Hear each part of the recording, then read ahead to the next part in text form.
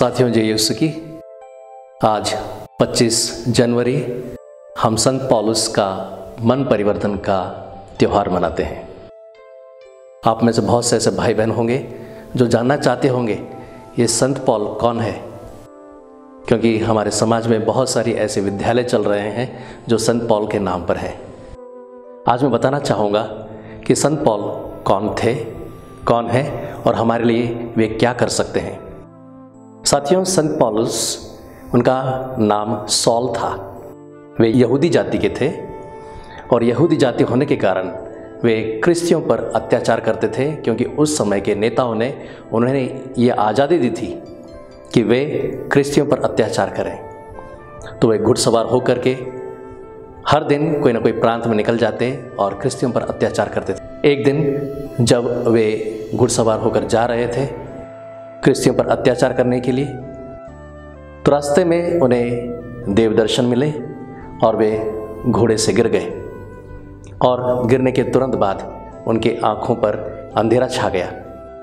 तब उन्हें दिव्य वाणी सुनाई दी, सॉल सॉल, तुम मुझे क्यों सताते हो। उन्होंने सोचा शायद कोई आसपास में व्यक्ति होगा, लेकिन एक्चुअली वह देव दर्शन थे और ईश्वर की वाणी थी। उन्होंने पूछा, आप कौन हैं।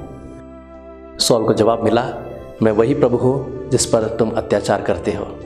और तब से उसका मन परिवर्तन हुआ और उसने बहुत सारी किताबें लेखन किए हैं जो बाइबल में रचित हैं। आइए हम बाइबल से ही कुछ अंश लेकर के समझने का प्रयास करते हैं कि उन्होंने बाइबल में क्या क्या लिखा है। वे विवाह संबंध प्रश्नों के उत्तर में कहते हैं, कुरिन्थियों के नाम संत पौलुस के पत्र अध्याय 7 पद संख्या 8 में, मैं अविवाहितों और विधवाओं से यह कहता हूँ, यदि वे मुझ जैसे रहें तो यह उनके लिए उत्तम है। यदि वे आत्मसंयम नहीं रख सकते तो विवाह करें, क्योंकि वासना से जलने की अपेक्षा विवाह करना अच्छा है। विवाहितों को मेरा नहीं बल्कि प्रभु का यह आदेश है कि पत्नी अपने पति से अलग न हो, और यदि वह अलग हो जाए तो उसे या तो अविवाहित रहना चाहिए या अपने पति से मेल करना चाहिए। पति भी अपनी पत्नी का परित्याग नहीं करे। संत पौलुस कुरिन्थियों के नाम पत्र लिखते हुए कहते हैं अध्याय 12 में पद संख्या 4 के अंतर्गत, कृपादान तो नाना प्रकार के होते हैं किंतु आत्मा एक ही है।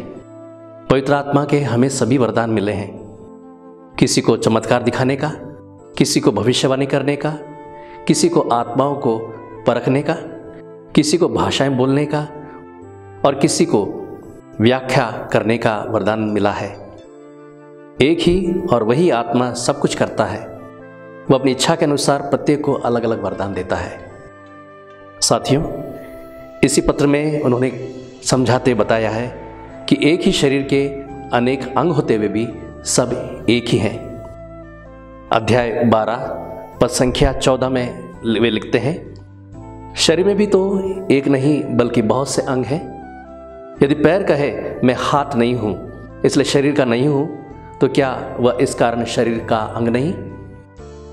यदि कान कहे मैं आंख नहीं हूं इसलिए शरीर का नहीं हूं, तो क्या वह इस कारण शरीर का अंग नहीं। वास्तव में ईश्वर ने अपनी इच्छा के अनुसार शरीर में एक एक अंग को अपनी अपनी जगह रचा है। यदि सबके सब एक अंग होते तो शरीर कहाँ होता।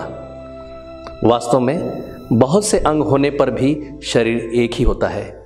साथियों, इसके द्वारा उन्होंने समझाने का प्रयत्न किया है, हम सभी विभिन्न वरदानों से विभूषित हैं, लेकिन सब एक हैं। वे आगे लिखते हैं भातृ प्रेम के बारे में, कुरिन्थियों के नाम पत्र अध्याय 13 के अंतर्गत, प्रेम सहनशील है, प्रेम दयालु है, प्रेम न तो ईर्ष्या करता है, न डींग मारता है, न घमंड करता है। प्रेम अशुभनीय व्यवहार नहीं करता, वह अपना स्वार्थ नहीं खोजता। प्रेम न तो झुंझलाता है और न बुराई का लेखा रखता है। साथियों, आप और मैं किसी न किसी से प्रेम करते हैं और हम सभी जानते हैं प्रेम डींग नहीं मारता, प्रेम दिखावा नहीं करता। संत पौलुस के यही वचन हमें लाभान्वित करते हैं। साथियों, गलातियों के नाम पत्र में संत पौलुस कहते हैं अध्याय 5 पद संख्या 16 में, मैं ये कहना चाहता हूँ आप लोग आत्मा की प्रेरणा के अनुसार चलेंगे तो शरीर की वासनाओं को तृप्त नहीं करेंगे। शरीर तो आत्मा के विरुद्ध इच्छा करता है और आत्मा शरीर के विरुद्ध, ये दोनों एक दूसरे के विरोधी हैं। इसलिए आप जो चाहते हैं वही नहीं कर पाते हैं।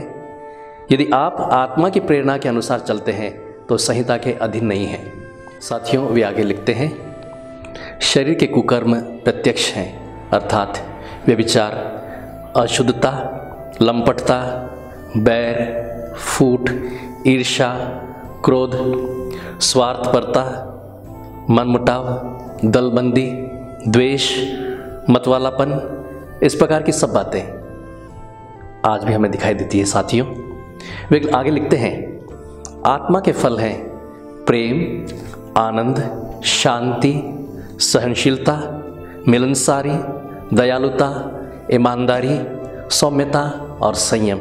साथियों, यदि हम इन वरदानों का उपयोग करेंगे तो हमारे देश और समाज में शांति बनी रहेगी, भातृ प्रेम बना रहेगा।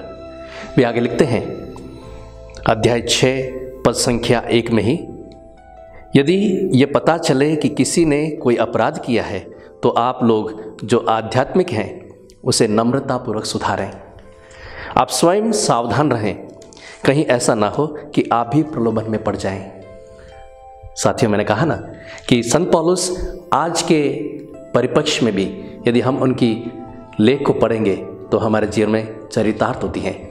आइए हम संत पौलुस से प्रेरणा पाएं और संत पौलुस के मन परिवर्तन को अपने जीवन में भी मन परिवर्तन की ओर आगे बढ़ा सकें। आपसे विशेष अनुरोध है, बाइबल धर्म परिवर्तन के लिए नहीं, मन परिवर्तन के लिए है। जब भी हो, जैसे भी हो, कम से कम आप बाइबल का ये अंश जो संत पौलुस द्वारा रचित लेख हैं अवश्य पढ़िए। आपके मन में, आपके परिवार में, आपके समाज में शांति और प्रेम रहेगी। ये मेरा वादा है और ये मेरा दावा है। धन्यवाद।